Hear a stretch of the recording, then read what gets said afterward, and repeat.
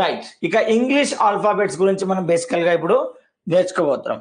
English alphabets total ఏంటండి? So how many English alphabets we have? Total English alphabets we have 26. అంతేనా? మొత్తం ఎన్ని English alphabets ఉన్నాయండి? 26 ఉన్నాయి. అంతేనా? Total 26 English alphabets we have. అందులో ఏ నుండి ఎం ని మనం ఏమంటామంటే, ఏ నుండి ఎం ని ఫస్ట్ హాఫ్ అనడం జరుగుతుంది. ఏమంటామంటే మొదటి అర్ధ భాగం అంటాం. First half of the alphabets. ఓకేనా? First half of the alphabets, మొదటి అర్ధ భాగం అంటాం. ఓకేనా? First half of the alphabets, మొదటి అర్ధ భాగం అనడం జరుగుతుంది. First half of the alphabets, మొదటి అర్ధ భాగం అనడం జరుగుతుంది. Which is very very important అండి. మొదటి అర్ధ భాగం అనడం జరుగుతుంది. రైట్. ఇక ఏ నుండి ఎం అంటే 1వ ఆల్ఫాబెట్ నుండి 13వ alphabet. Okay, first alphabet to 13th alphabet మనం ఏమంటామంటే first half of the alphabets. దీన్ని మొదటి అర్ధ భాగం అంటామండి. మొదటి అర్ధ భాగం. తెలుగు అండ్ ఇంగ్లీష్ మీడియం ఉంటుంది, డోంట్ వరీ. ఓకేనా? ఏది అర్థం కాకపోయినా అడగండి, చెప్తాను. Bilingual, complete bilingual. ఇక ఎన్ నుండి జెడ్ వరకు అంటే 14th ఆల్ఫాబెట్ నుండి 26th ఆల్ఫాబెట్ వరకు. ఎక్కడండి? 14th ఆల్ఫాబెట్ నుండి 26th ఆల్ఫాబెట్ వరకు. ఎన్ టు జెడ్ 14th నుండి 26th వరకు ఏమంటామంటే second half of the alphabets. ఓకేనా? దీన్ని ఏమంటాం? రెండవ అర్ధ భాగం అంటాం. రెండవ అర్ధ భాగం. ఆంగ్ల అక్షరాలలో రెండవ అర్ధ భాగం అనడం జరుగుతుంది. రెండవ అర్ధ భాగం అనడం జరుగుతుంది. Which is very very important. అయితే ఇక్కడ గమనించాల్సిన విషయం ఏంటంటే ఇంగ్లీష్ ఆల్ఫాబెట్స్ యొక్క పొజిషన్స్ అనేటివి మనం చాలా జాగ్రత్తగా గుర్తుపెట్టుకోవాలి. So we have to remember the position of alphabets very clearly. So why? Because in most of the questions మనకి ఆల్ఫాబెట్ రిలేటెడ్ క్వశ్చన్స్ అన్ని కూడా ఆ నంబర్ పైన డిపెండ్ అయి ఉంటాయి. కాబట్టి ఆ నంబర్ ని మనం గుర్తుపెట్టుకోవాలి. సో దానికి మగప్ చేయాలి. కొంత ఫన్నీ వేలో దాన్ని కొంచెం షార్ట్ కట్ లో కూడా నేర్చుకునే ప్రయత్నం చేద్దాం. So generally A is your 1, B is 2, C is 3, D is 4, E is 5 అందరు గుర్తుంటది. అంతేనా? A is 1, B is 2, C is 3, D is 4, E is 5 అందరు గుర్తుంటది. సో దాని తర్వాతే కొంచెం గుర్తుండవు కాబట్టి we can remember up to 5 easily. So after 5, F for fix 6. You can remember like this. F for 6 fix. Okay, 6th alphabet F. F for fix 6 అని గుర్తుపెట్టుకోండి. F for fix 6th alphabet is your F. Next 7/G Brindavan colony. గుర్తుందా? 7th alphabet is G. G is 7th alphabet. 7/G Brindavan colony. కన్నుల భాషలు తెలియవులే, yes, కన్నెల మనసులు ఎరగవులే అనే song ఉంటది కదా, 7/G Brindavan colony. Of course ఇది 1990s వాళ్ళకి బాగా తెలుస్తుంది, 2000 వాళ్ళకి తెలియకపోవచ్చు, బట్ చూస్తే it's well and good. So recently release కూడా అయింది సినిమా. సో నేనే రిలీజ్ చేయించిన, ఎందుకంటే మా పిల్లలు ఎవరు గుర్తుపడతలేరు 7/G బృందావన్ కాలనీ అంటే, గుర్తుపట్టట్లేదని చెప్పి నేనే రిలీజ్ చేయించిన రిక్వెస్ట్ చేసి. అంతే అంటారా? అలా ఏం కాదు, వాళ్ళే రిలీజ్ చేసారు. సరే, 7th alphabet is G. G 7th alphabet. మనకు 7/G బృందావన్ కాలనీ అని గుర్తుండాలి, అంతేగాని ఆ సినిమాలో సీన్లు కాదు. 7th alphabet is G. G is your 7th alphabet. So తర్వాత హెచ్ ని కనుక మీరు కొంచెం జాగ్రత్తగా గమనిస్తే, if you close up and down, ఓకేనా, పైన కింద క్లోజ్ చేస్తే ఇట్ లుక్స్ లైక్ 8. 8 లాగా కనిపిస్తలేదు. So H is your 8th alphabet. తర్వాత చూడండి, I is 9th alphabet, L is 12th alphabet, U is 21st alphabet. So I love you గుర్తుపెట్టుకోండి, I love you. ఓకేనా? So I love you. I is 9th alphabet, L is 12th alphabet, U is 21st alphabet. చెప్పండి అమ్మ ఒకసారి. I is your 9th alphabet, L is your 12th alphabet, U is your 21st alphabet. ఇప్పుడు అడుగుతా చెప్పండి. So 9th alphabet I, 12th alphabet L, 21st alphabet U. Yes, thank you and wish the same. So అమ్మాయిలకైతే అబ్బాయిలకైనా ఇద్దరికి కూడా I love you చెప్పారు కదా, నేను కూడా మీకు చెప్తున్నా. రైట్? ఎస్, నేను కూడా మిమ్మల్ని లవ్ చేస్తున్నా. అంతేనా? సో ముఖం చూడకుండా ఎట్లా లవ్ చేస్తారు సార్ అంటే దాన్నే ఒరిజినల్ లవ్ అంటారు. ఆన్లైన్ క్లాస్ ఆఫ్లైన్ అయితే కనిపిస్తుంది. సరే, పక్కన పెడదాం, మనకు అది కాదు కావాల్సింది, this thing. I love you. 9, 12, 21 is your shortcut to remember. I is your 9th alphabet, L is your 12th alphabet, U is your 21st alphabet. So అది ఎక్కడి నుండి తీసుకున్నామంటే అప్పట్లోనే రామ్ జగడం సంథింగ్ ఏదో సినిమాలో గుర్తులేదు నాకు, ఒక మూవీలో ప్రపోజ్ చేస్తాడు హీరోయిన్ కి, బీచ్ లో ప్రపోజ్ చేస్తాడు. సో 9, 12, 21 అని పెద్దగా రాస్తే ఆమెకు అర్థమవుతుంది అది ప్రపోజల్ అని. Right, okay, yeah. చూడండి 9, 12, 21 తర్వాత ఇంకొంచెం జాగ్రత్త గమనిస్తే ఐ తర్వాత జేకి ఎటువంటి కోడ్ లేదని 10 గుర్తుపెట్టుకోండి. K for Kings 11 Punjab. K for Kings 11 పేరులోనే ఉంది కదా, 11 అంటే 11th one. K for Kings 11 Punjab, 11 అంటే 11th ఆల్ఫాబెట్.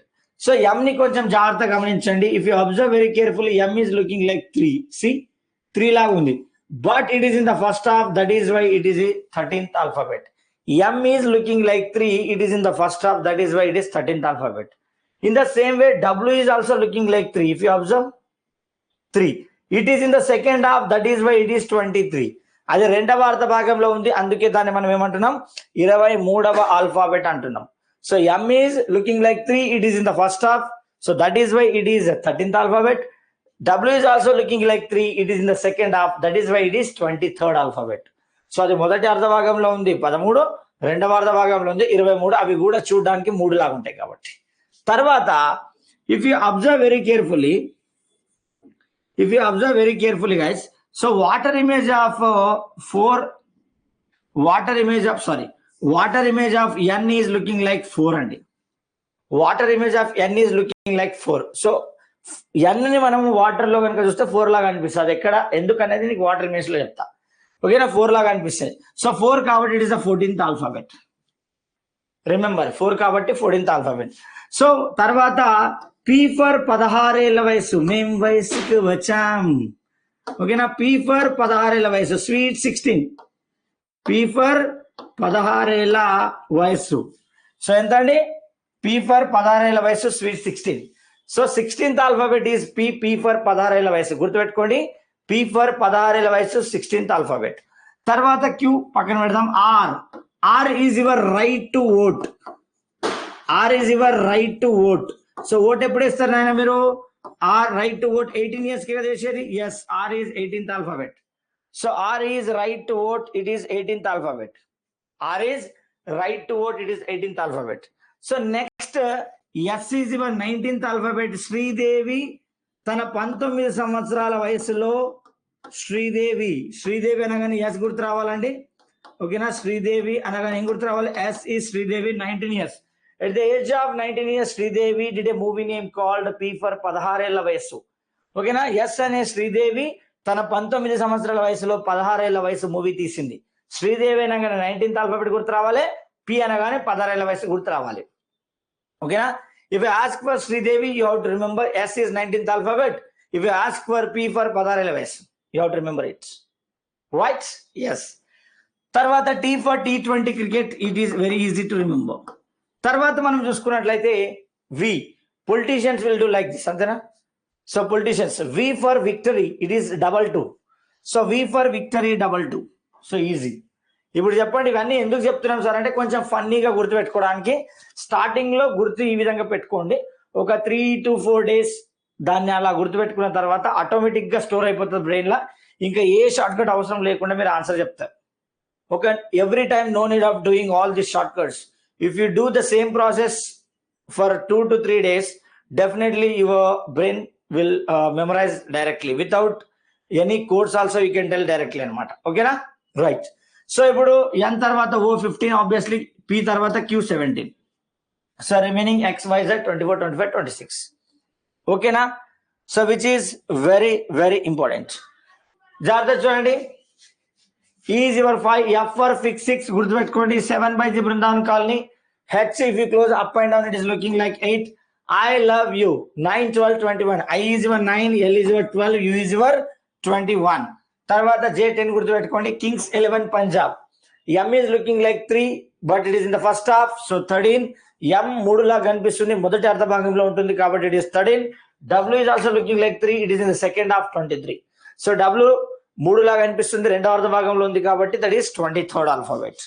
తర్వాత N water image 4, 14th alphabet. P for 16 వయసు, so R for right to vote 18 years ఓటేస్తాం. ఎస్ శ్రీదేవి తన 19 సంవత్సరాల వయసులో 16 ఏళ్ల వయసు మూవీ తీసింది. Sridevi S 19 years age. So T20 V for victory 22. So XYZ remember 24, 25, 26. Any doubts? ఇవి రానంత వరకు మీకు రీజనింగ్ రానట్టే లెక్క గుర్తుపెట్టుకోండి. If you don't know these alphabets you will never and ever get classification. అంటే భిన్న పరీక్ష రాదు, లెటర్ సిరీస్ రాదు, లెటర్ క్లాసిఫికేషన్ రాదు, లెటర్ ఎనాలజీ రాదు. గుర్తుపెట్టుకోండి, లెటర్ రిలేటెడ్ ఏ చాప్టర్ అయినా కూడా ఈ ఆల్ఫాబెట్స్ పైన మీకు ఆల్ఫాబెట్ పొజిషన్స్ ఎంత క్విక్ గా గుర్తొస్తాయో అంత క్విక్ గా మీరు ఆన్సర్ చేస్తారు. Okay, alphabet positions are playing the major role in the reasoning, especially alphabet related. So A to M it is first half, మొదటి అర్ధ భాగం. N to Z 14 to 26 it is second half. So ఒకవేళ కొంచెం ఇక్కడ జాగ్రత్తగా గమనిస్తే, so if you observe very carefully, left నుండి చూడండి, A నుండి M వరకు నేను లెఫ్ట్ నుండి రైట్కి రాసా. అదే N నుండి Z వరకు నేను రైట్ నుండి లెఫ్ట్ రాసా. చూసారా, A నుండి M వరకు ఏమో లెఫ్ట్ నుండి రైట్ రాసా, N నుండి Z రివర్స్ రాసా. ఒకవేళ మీరు జాగ్రత్త గమనిస్తే 13 + 14 27, 12 + 15 27, 1 + 26 27. ఎవ్రీవేర్ ఈ అపోజిట్ ఏ రెండు యాడ్ చేసినా యు ఆర్ గెటింగ్ 27. చూడండి, if you add these two you are getting 27, 27, 27. Everywhere you are going to get 27. సరే, ఏంటి అసలు అవి? వాటిని ఏమంటాం మనం? Yes, listen, those two letters are called as opposite letters.